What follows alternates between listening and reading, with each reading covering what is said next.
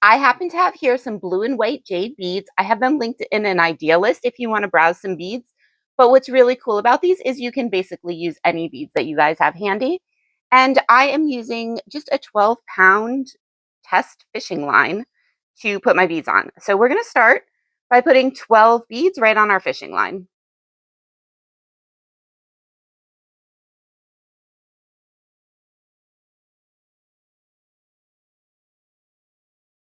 And we're just going to tie that up really well.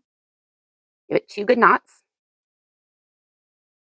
I'm actually going to take this end, go back through. I'm going to do another knot here. And then I'm actually going to pull it through one more time. And then give it a little yoink so that this knot slides into the bead. Just trim this little piece of fishing wire here. We're going to put 2 beads. And for every 2 bead that we add, we're only going to skip 1 bead here and go over into the next hole. Just go through a second hole. So for the rest of the points of our star, we will be looping back around. So you pull that nice and tight. So that went in through, started out here. That's where my string ended. Skip 1 and it goes in through here. Now I'm pulling it back out 2. I'm going to put 2 more beads and pull it in through here. And that's what we're going to do all the way around the star. So that we're going to have 6 points of 2 beads sticking out of every other bead.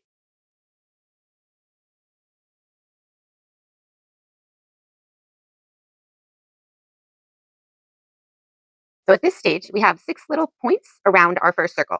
They're wobbly because what you've done, looped the 2 beads onto the center bead on each one. So we're going to go around and add our 3rd bead. But this time, as we go through our beads, instead of looping, we've come and we've looped through the center. See, this loosens and tightens. Now we're going to go up through this, put on a bead, and go back through. And we're going to tighten up all of our corners while putting on our tip of our star beads. As you can see in this first one here, there's a gap right here between where my 2 parts of my corner of my star are and where my string is coming out. So now we're going to connect that gap, and we're going to do that all the way around our whole entire star. So it's going to make it nice and sturdy. And I stick my fingers or something in between just to make sure that I'm not like tying knots around. So you want to make sure that you are also pulling it very firmly in between putting on the beads. So we have 6 left and we have our 6 tips to do.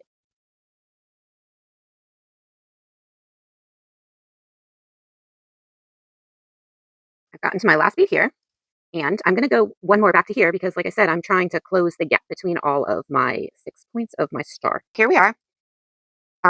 Between the string is coming between here, between these 2 right there. Now we're going to add our hook. Comes out right between the 2. We have to get enough of these seed beads to make a little hanger hook here.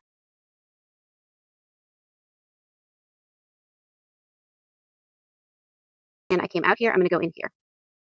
Right below it, I'm going to make a knot. My jewelry pliers, loop them around and give it a nice strong pull. So I'm going to just go back this way and go through this hole. Pull it really tight, and then I'm going to give it another double knot on this side. And pull that nice and tight.